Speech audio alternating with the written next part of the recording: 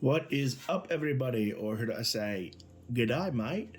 Because today we're unboxing something interesting. AuZtralia from Martin Wallace and Stronghold Games and SchillMil Games, an import, as a lot of Stronghold games are. Yes, this is a very interesting game that was sent to me by my friends at Stronghold. It's a big, heavy Euro game, which, you know, I'm not always a big fan of, but it has interesting concept of alternate history, which I love, and Cthulhu, which, again, love it. You can see him kind of lurking in those there. Yes, AuZtralia with a Z. This is set in the same, if you've ever read the Neil Gaiman story, A Study in Emerald, which is basically a Sherlock Holmes fanfic where he fights Cthulhu. And this is a setting where, you know, he beat Cthulhu, and so society is now in the, you know, late 19th century, early 20th century,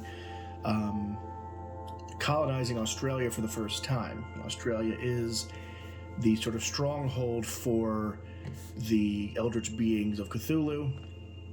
And so now we've been lucky enough to have some advancements in technology, as you can see, but we're fighting Cthulhu, so that never really ends well.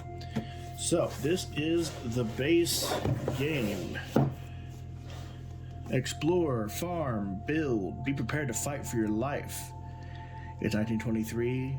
A new world is discovered. Unfortunately, the old ones got there first. Set in the 1930s, where the northern hemisphere lands are poisoned, the masses are starving, adventurers set out to explore and settle lands in the newly discovered Australia. Nor did they know that the surviving old ones have ever taken up residence in the outback and will soon awaken. Everything costs time, so as you colonize, yeah, it's a colonizing game, you have to make sure you do it in enough time to be ready should the bad guys wake up. This is a hefty game, as you can expect from a German Euro. The book is big, has everything you need in it. A lot of punch cards. You can see you've got to deal with cattle, sheep, corn. And there's, those demonic. I think this is co-op, but it's weird. Yeah. So yeah, and then over we have player aids. Gotta have those. Let me see if I can zoom in. Then this is the board, such as it is. Oh, good lord, it's big. Oh no. Come on. There we go. Hexagons, as you would expect.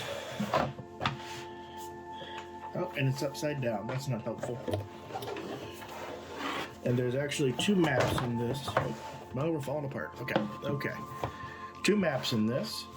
You can see we're kind of, I believe we're somewhere in southern Australia. But you can see this is sort of the outbacky area, a little drier. You know, there's biomes happening. There's down at the corner here, keeping track of some of the bad guys, some of the eldritch beings, and these are a lot of infected dudes. Kind of has a mix of like sort of diesel punk with a little bit of World War I and a little bit of, you know, good old fashioned, you know, like colonization chic. And here we have, oh, these looks like these expand the board out. They're all the same. We've got Western barracks and Eastern barracks, but each of these has a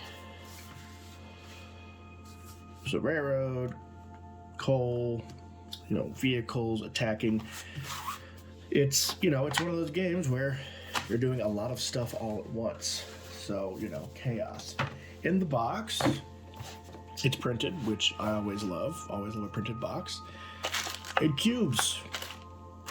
So many goddamn cubes in this game because it's a Euro, and so it's all about cubes. We got red and blue ones, we got gray ones, the silvery ones, we got fun Mardi Gras colors.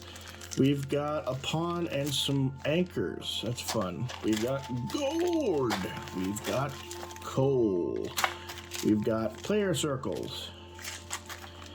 And we've got cards. Let's see what's in card deck number 1.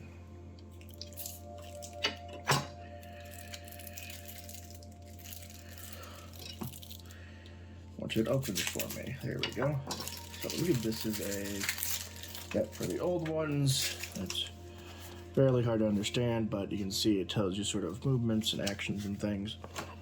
Then here are characters. I believe these are recruitable characters that you can kind of have working for you as you expand your colonization. Of course, it's a curious idea having this say, hey, we're colonizing Australia, but it's actually where the Great Old Ones live. It was already occupied by First Nations, by Aboriginal Australians, and so now we're just going to pretend that they, you know, didn't exist, but, or worse, corrupted. So there's, yeah, so these are, you know, I'm going to prowse to, oh, there's armored cars. Billy Kneebone, okay, so that's, there are Native Australians in this. Bombardier, Milligan, Boris Krupp, Count Jago. Oh yeah, you gotta track your sanity. Oh, there's a German. There's Indiana Jones. Oh, blowing up a temple. That's fun. Franz Neumann. One of your units is eliminated. Oh, he can bring people back to life. Oh, that's fun. There's a Japanese guy. Harry Bones. A Russian. Jenny Appleseed. Good for her. Oh, Juliet Verne. Oh yeah, there's airships, because of course. Oh, Corporal Kitchener, he's in this. Look at him. He made it. Lady Carter. So yeah, this Lieutenant Singh.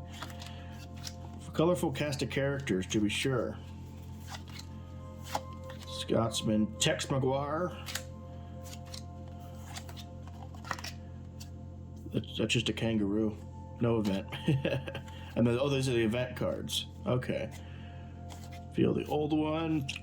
So we'll get assassinations. Interesting. So yeah, it's, you know, it's a fairly standard sort of Euro game, with the differences mainly being you're keeping track of different things, keeping track of sanity, all that kind of stuff. And the other side of this, I believe, is yes, it's a different part of Australia. This is, I believe, Eastern Australia. You can see it's a little bit greener, a little less red. A few different things here. So that's the other side of the map. But it's not the end of Australia. No. You see, like any good Euro, there's a lot of expansion.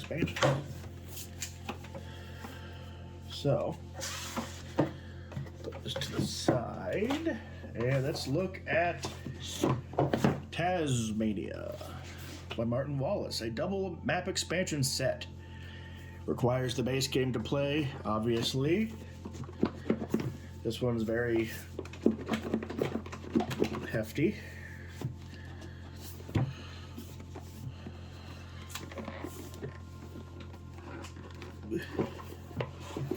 There we go. So, this one, humanity came to build a new world after a long war against the old ones. They failed. The old terrors were waiting for them and pushed them back to the coast, and their only hope lies in its nearby small island, TaZmania. Will this be the promised land? I hope not, because it's pretty small. So this one basically just adds in 2 maps and a solo campaign. So, what's interesting is, in our solo campaign, you can see there we have our page here that tells you your objectives for solo campaign, little bag. And then we have, of course, our map of TaZmania, which is a little bit more colorful. So this is the fixed map. So this is sort of like, this is the established, like, you know where everything is map. And the other side is where you sort of randomize. You can see there's some spooky monsters here from like maps. And you just punch these tiles out, put them on the board, and that's how you create your board. So it creates a lot more versatility for the games, a little bit more tight space to work with. So a bit of a challenge, and also a smaller board allows for those solo games to work out a bit better. So that was pretty straightforward. And finally, we have AuZtralia, Revenge of the Old Ones. 1932, the desolate shores of a new world lie before the would-be colonists. They're on a mission to grow food to feed the war-ravaged populations in the world, a war fought against the terrible Old Ones. You play the game with lets you play with one person as the Old Ones, expanding it up to 5 players, and giving you a bit more difficulty, or ease, depending on how good a player they are, when it comes to battling the Old Ones. Getting gamed out of the box is hard. There we go. So yes, and there's a big teethy guy. And here we got tokens of the Old Ones and their influence. There's a big mealy worm they captured. And then it allows you also some new kinds of Old Ones to play with.